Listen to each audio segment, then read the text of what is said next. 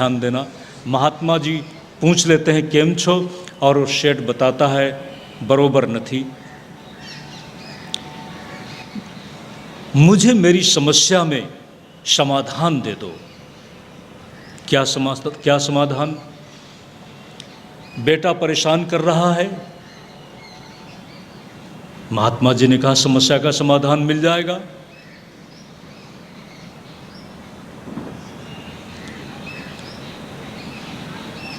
बेटा आपका मेरे पास आ सकता है? हाँ आ सकता है, बहुत बेटे से परेशान। ऐसा तो ना होता बेटा तो ही अच्छा था। महात्मा ने कहा कोई बात नहीं, हम ठीक कर देंगे। महात्मा ने उस बेटे को बुलवाया और वो बेटा आ गया। महात्मा के शब्दों में शक्ति थी। महात्मा के शब्द उसके मन को छू लेते हैं और कहा कि क्या चाहते हो? जहां तुम्हें नकारा जा रहा हो, जहां तुम्हें ना समझा जा रहा हो, उस घर को छोड़ दो। छोड़ने को तैयार हो गया। महात्मा जी के शब्दों से वह संन्यास लेने को तैयार हो गया। और जैसे ही पता चला सेठ को, कहा कि नहीं, संन्यास मत दो, संन्यास मत दो। फिर महात्मा जी ने कहा कि अभी इसके पहले तो तुम कहते थे ऐसा बेटा अगर ना होता तो अच्छा था, अब हम इसको संन्यास दे रहे हैं तो क्या परेशानी है? उसने कहा संन्यास मत दो। महात्मा जी ने कहा कि आओ हम आपको संन्यास दे देते हैं। तब उस वृद्ध ने कहा नहीं, हमें भी संन्यास नहीं चाहिए। तब क्या चाहिए? आप बेटे को ठीक कर दो। आदमी छोड़ना नहीं चाहता है, बेटे को ठीक कर दो। उस समय महात्मा तो महात्मा है, उन्होंने कहा ठीक है, हम भी यही चाहते हैं, हम भी यही जानते हैं। सच तो यही है कि हम आपको सन्यासी नहीं बनाना चाहते, हम आपके बेटे को भी सन्यासी बनाना नहीं चाहते, लेकिन आपका बेटा और आप दोनों अच्छे हो जाएं। जो अच्छे होने में बुराई है, उस बुराई से आप बच जाएं, बुराई से आप बच करके संतुलन में आ जाएं। अच्छी बात है। ध्यान दें सज्जनों, संसार छोड़ने से नहीं चलेगा। अगर बाप ने छोड़ना नहीं चाहा तो कोई बुराई नहीं मानता।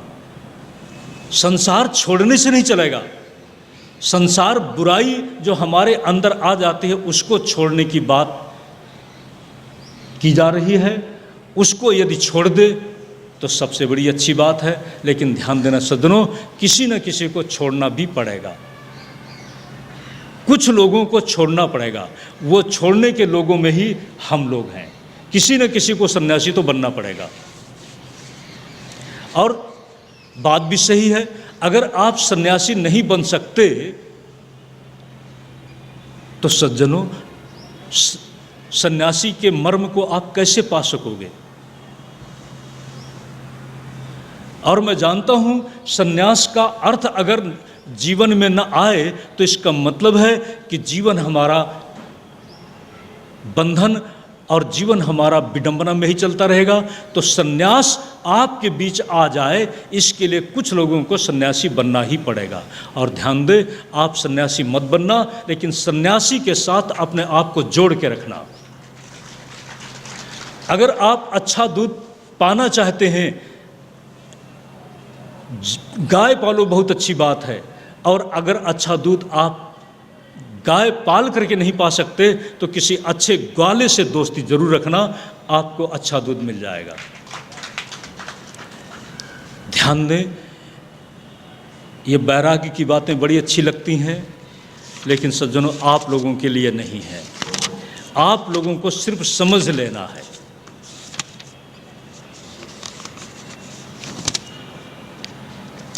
आगे बढ़ते हैं। आत्मदेव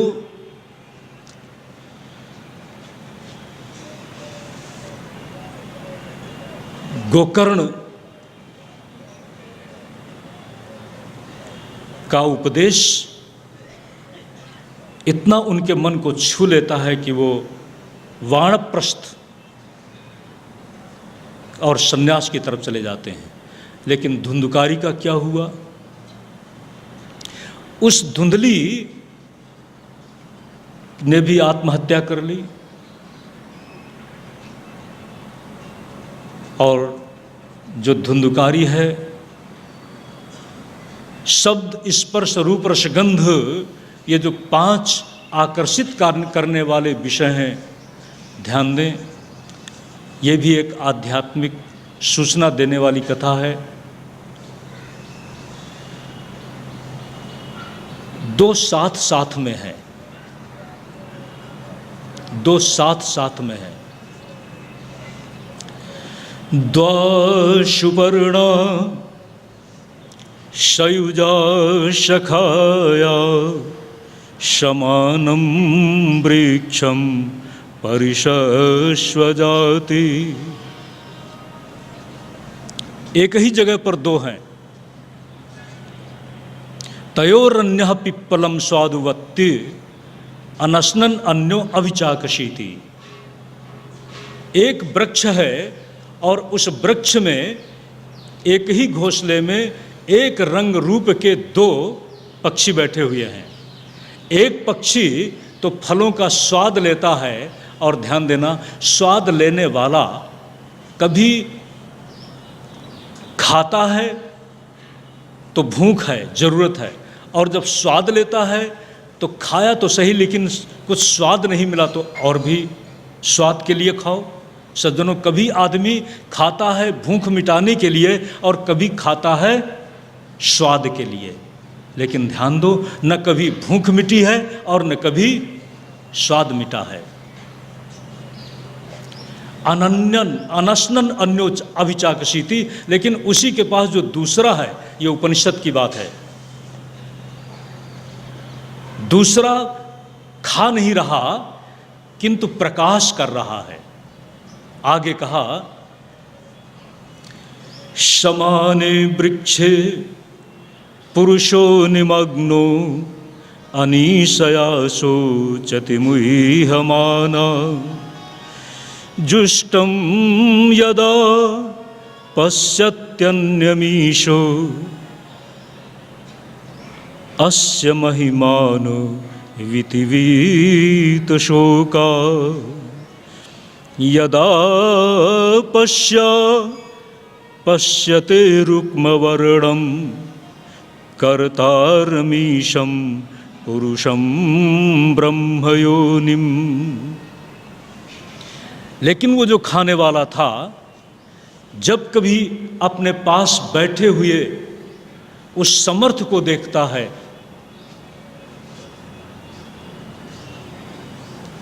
और समर्थ को देखता है और देखता है कि मुझ में और इसमें केवल इतना ही भेद है, अनीशया मैं शोक में हूँ और ईशित्व के कारण ये अपने आप में शोक मुक्त है, अपने आप को उसी के साथ जोड़ देता है।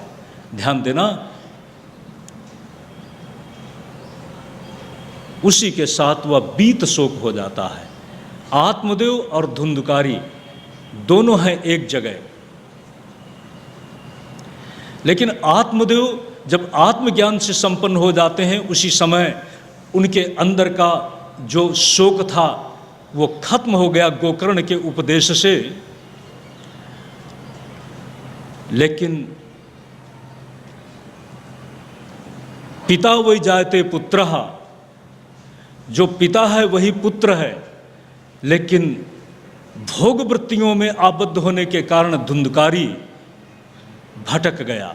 ध्यान देना सज्जनों, धुंधकारी जब भटक जाता है, शरीर छूटने पर भी ये भटकन नहीं टूटती, ये भटकन जन्म जन्मांतर तक चलती है। लेकिन सज्जनों, आत्मदेव जिस आत्मज्ञान से संपन्न हुआ था, वही आत्मज्ञान यदि मिल जाए तो जो आत्मदेव की गति हुई थी, उसी गति को धुंधकारी भी पा सकता है। ध्यान दें, उस गति को दिलाने वाला कौन है? ध्यान देना सज्जनों, जिस गोकर्ण ने आत्मदेव को मुक्त किया वही गोकर्ण धुंधकारी को भी मुक्त करता है। और धुंधकारी को मुक्त कैसे करता है? श्रीमद् भागवत के सप्ताह आयोजन से। अब इसको भी थोड़ा समझ लें। कहा यत् फलम नास्ति तपसा न ज्ञानेन समाधिना अनायासेन तत्सर्वम सप्ताह श्रवणे लभेत। सप्ताह श्रवण का ये फल है कि अनायासेन, ध्यान देना, दुर्गा सप्तशती में कहा श्रुतम हरति पापानि, तुमने सुन लिया, इससे बढ़ करके आत्म कल्याण का कोई दूसरा उपाय नहीं हो सकता। कहा दुर्गा सप्तशती आपने सुन लिया, अभी सुना शायद नहीं है। 90% आप लोग घरों में पाठ कराते हैं लेकिन सुनते कहाँ हैं? कितने लोगों ने सुना है? पाठ का महत्व तो है ही, लेकिन वहाँ पर है श्रुतम हरति पापानि, सुनने का। कहते हैं अगर सुना लेकिन समझा नहीं, कहते हैं कोई बात नहीं, बैठ करके सुन ही डालो, लेकिन ये भी नहीं करते हैं। हम ना भी समझें लेकिन सुनते चले जाएं तो उससे भी पाप का क्षय हो जाएगा। ऐसा दुर्गा सप्तशती में 12वें अध्याय में फल निर्देश में वर्णन है। अब ध्यान दें यहाँ पर,